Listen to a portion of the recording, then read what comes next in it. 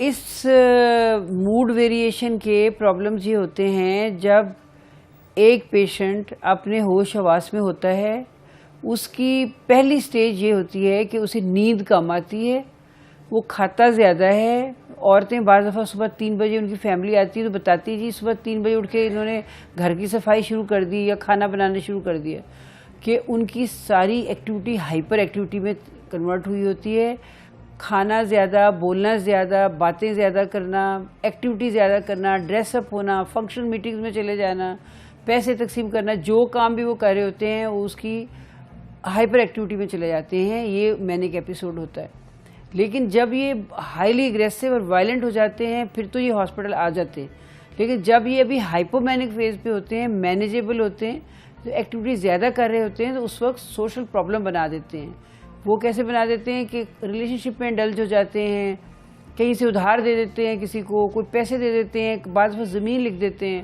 ایسے بھی ہمارے پاس پیشنٹس آئے ہیں جنہوں نے اس فیز میں آ کے اپنی زمین ہی کسی کو دے دی گڈ ول میں. پھر ان کو ایک گرینڈیوسٹی کی فیلنگ ہوتی ہے, یہ اپنے آپ کو سمجھتے ہیں کہ یہ بہت بڑی کوئی چیز ہے. کوئی اپنے کلچرل بیک گراؤنڈ کے حساب سے سمجھتا ہے کہ وہ بہت بڑا سائنٹسٹ ہے, کوئی سمجھتا ہے کہ وہ بہت امیر آدمی ہے. اپنے آپ کو کسی نہ کسی بڑے آدمی کے ساتھ ریلیٹ کر کے اس کی پوزیشن لے لیتے ہیں. اور گفتگو میں اتنا چارم اور اتنی کنٹینیوٹی اور اتنی فلو ہوتی ہے کہ بعض دفعہ سمجھ میں نہیں آتا کہ یہ مریض ہے. ہسٹری میں یہ دیکھنے میں آیا ہے کہ اس موڈ کے پیشنٹ جو موڈ ڈس آرڈر میں تھوڑے ہائپومینک ہوں وہ بڑے بڑے کام بھی کر جاتے ہیں, کیونکہ ان میں انیشیٹو بہت ہوتا ہے. اس لیے بڑے بڑے سائنٹسٹ, بڑے بڑے میوزیشین جنہوں نے بڑی تخلیقات کی ہیں, ان کے اندر اس طرح کی موڈ کی ویریشن ضروری ہوتی ہے. ہمارے شاعر کی پوئٹری آپ دیکھ لیں, وہ اس کی ڈپریسو پوئٹری بالکل فرق ہوگی اور اس کی جو ایلیٹڈ پوئٹری ہے وہ بالکل دوسری طرح کی ہوگی. تو ہمیں دیکھنے میں ملتا ہے کہ اس طرح کے موڈ ویریشن کے, ہائپومینیا کے یا گڈ موڈ کے, ایلیٹڈ موڈ کے لوگ جو ہیں وہ فل آف انیشیٹو ہیں, وہ نئے نئے کام کرتے ہیں. بائیپولر افیکٹو ڈس آرڈر کی جو مختلف فیزز ہیں, مینک فیز ہے, اس کی ہائپومینک فیز ہے, اس کی ڈپریسو فیز ہے, اس میں بہت سارے ایسوسیٹڈ سمٹم بھی ہوتے ہیں.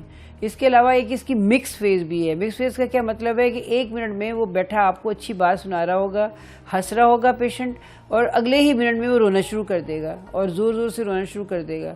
پھر اس کو کیا کہتے ہیں, اس کو کہتے ہیں لیبلٹی آف موڈ, کہ اس کا لیبائل موڈ ہے, اس کے موڈ میں ویریشن اتنی ریپڈ ہے, اگین وہ کونسائڈ نہیں کرتا ود ریالٹی. ایسوسیٹڈ سمٹم میں بعض دفعہ اس مریض کی پوری اس کو نیند نہیں آتی, لہٰذا یہ ایک مسئلہ ہو جاتا ہے کہ وہ جاگتا رہتا ہے اور گھر والوں کو جگاتا رہتا ہے. دوسری بات یہ کہ اس کو کانوں میں آوازیں بھی آ سکتی ہیں جو اس سے غلط سلط کام کرواتی ہیں, جو سائیکوٹک سمٹم ہیں اسکیزوفرینیا کے. پوری سائیکوٹک پریزنٹیشن اس کی ہو سکتی ہے.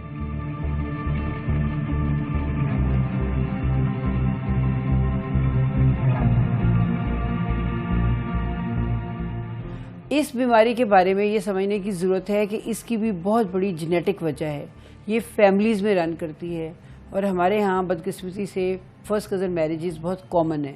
اس لیے جس فیملی میں یہ بیماری ہوتی ہے اس کی اگلی نسل میں یا وہ ڈپریشن کا مریض نکل آتا ہے, یا بائیپولر کا نکل آتا ہے, یا ہائپومینیا کا نکل آتا ہے. کوئی نہ کوئی موڈ ویریشن کا اس کے اندر اگلی نسل کے اندر ٹرینڈز آ جاتے ہیں. اور نہیں تو بعض دفعہ وہ کہتے ہیں جی اس کا باپ بڑا غصے والا تھا تو بچے بھی بڑے غصے والے ہیں. ایشو از کہ یہ سارے جو کروموسومل پرابلمز ہیں, جو اس کے مورسی پرابلم ہیں, یہ سارے ٹرانسمٹ ہوتے ہیں اگلی فیملی میں. تو ضروری ہے کہ فیملی کو یہ اویئرنیس ہو, کم از کم اس پیشنٹ کی اول تو شادی جلدی نہ کریں, اور اگر ضرور کرنی ہی ہے تو بالکل فیملی میں نہ کریں, تاکہ یہ اگر 2 اکٹھے ہو جائیں گے تو پھر تو بالکل ہی فیٹل کرائسس ہو جائیں گی اگلی نسل کے لیے. یہ جو مینک ڈپریسو النس کے مریض ہوتے ہیں, یہ نشے کی طرف ان کی بڑی ٹینڈنسی ہوتی ہے, اور یہ بعض دفعہ ہمارے پاس آتے ہی نشے کے علاج کے لیے ہیں. مثلا ہمارے ہاں مزار ہیں, شرائنز ہیں, جس کے اوپر جہاں چرس اور بھانگ ایزیلی مل جاتی ہے. تو یہ اگر ایلیٹڈ موڈ میں ہے تو اپنی انجوائمنٹ کے لیے, فلفلمنٹ کے لیے نشے کی طرف چلے جاتے ہیں. اگر یہ ڈپریس ہیں, لو ہیں, تو اپنی اس ڈسیبلٹی کو کور اپ کرنے کے لیے نشے کی طرف چلے جاتے ہیں. اور وہ اسے ہم کیا کہتے ہیں, سبسٹینس ابیوز ڈس آرڈر. اس کے اندر شروع میں ہمیں یہ لگتا ہے کہ ان کو چرس پینے سے یا یہ کوئی کیمیکل لینے سے ان کا موڈ ایگزیجریٹڈ ہو گیا ہے، لیکن آفٹر سم ٹائمز 15 دن مہینے کے بعد وہ موڈ کی جو اصل ان کی جو بیماری ہوتی ہے نکل کے سامنے آ جاتی ہے.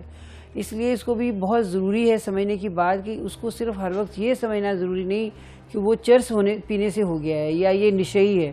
بعض دفعہ اس کی النس جو ہے وہ بائیپولر النس ہوتی ہے جس وجہ سے وہ نشہ کر رہا ہوتا ہے، جسے ہم کیا کہتے ہیں کوموربڈ النس، کہ وہ اس کی اصل بیماری کے ساتھ ایگزسٹ کرتی ہے. پھر اس طرح کے پیشنٹس میں یہ بڑا مسئلہ ہوتا ہے کہ یہ ملٹیپل میرجز میں انڈلج ہو جاتے ہیں، شادیاں کر لیتے ہیں، یا یہ ریڈ لائٹ ایریا ادھر ادھر جانے لگ جاتے ہیں، جس کی وجہ سے ان کو جسمانی مسئلے ہو جاتے ہیں. ہیپاٹائٹس سی ان میں دیکھنے میں آتی ہے، ایڈز وغیرہ کی بیماری بھی ان کو ہو جاتی ہے اگر یہ اس ایسی فیز میں ہوتے ہیں جس میں یہ انڈرسٹینڈ نہیں کرتے کہ ریپرکشن کیا ہے ان کے ریلیشن شپ کی.